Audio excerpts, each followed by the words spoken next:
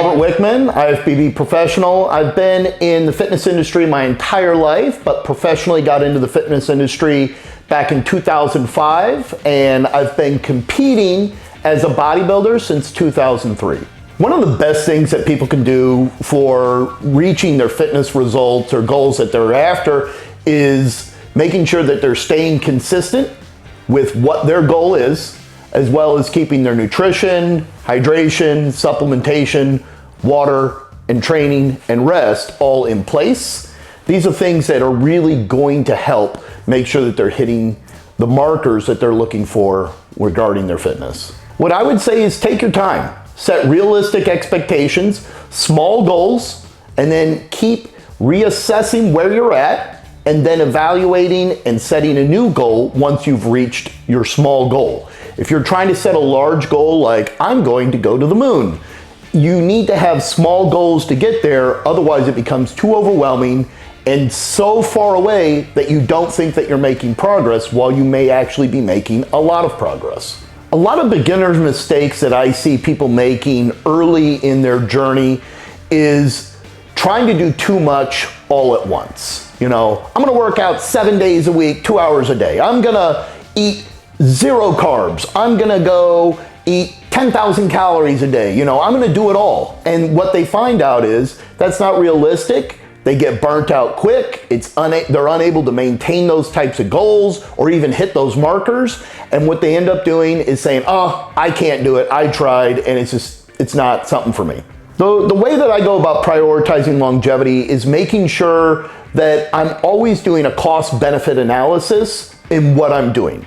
Is lifting a bar behind my head going to be the best thing for my shoulders longevity-wise? Is eating a ton of saturated fats every day for the next couple of years going to be the best thing for me longevity-wise? Is sleeping 4 hours a day going to be the best thing for me longevity-wise?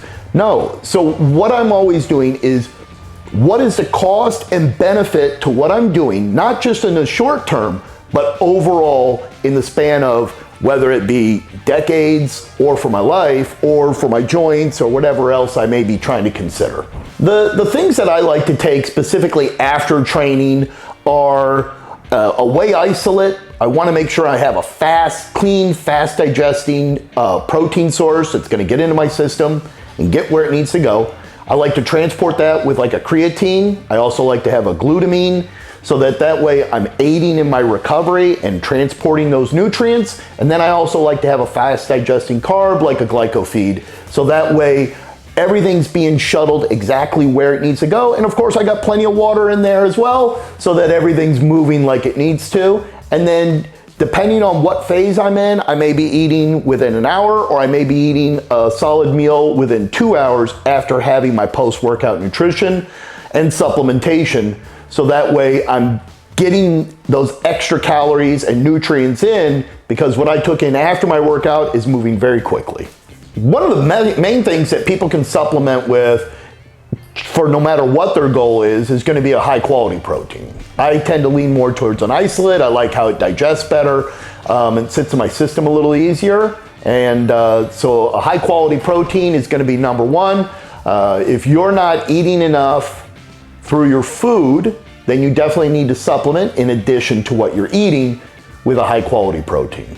A high quality multivitamin is definitely going to be beneficial.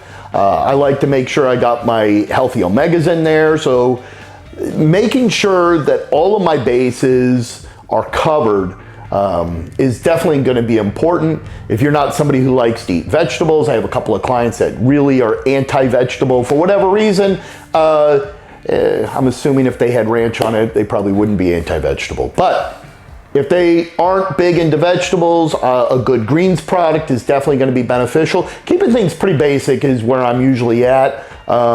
Extremes and stuff like that, usually not so much, but you know, your high quality protein, a multivitamin, omega, a green supplement, things like this are really going to be foundational for whoever is using them, and no matter what their goal is. Try to stimulate, not annihilate. You know, if I'm going to steal from Lee Haney, I'm trying to stimulate the muscle, but I'm not trying to ego lift or things like that. So I usually keep my rep range into 8 to 12. Strength is relative. You know, if somebody says, hey, how much do you bench? And I'll say, I couldn't really tell you because the last time I did that, like a PR for a bench would have been 2004. So I can say, well, I can tell you how many reps I do. So I've done like 335 for 6 on an incline bench. But you know, when it comes to just strength numbers, no, or chasing low single digit reps, I'm usually not doing that either, because I'm trying to think of what is going to help me growth wise. What is not necessarily just going to be taxing my ego or my joints or ligaments or risking, you know, a muscle tear or something worse.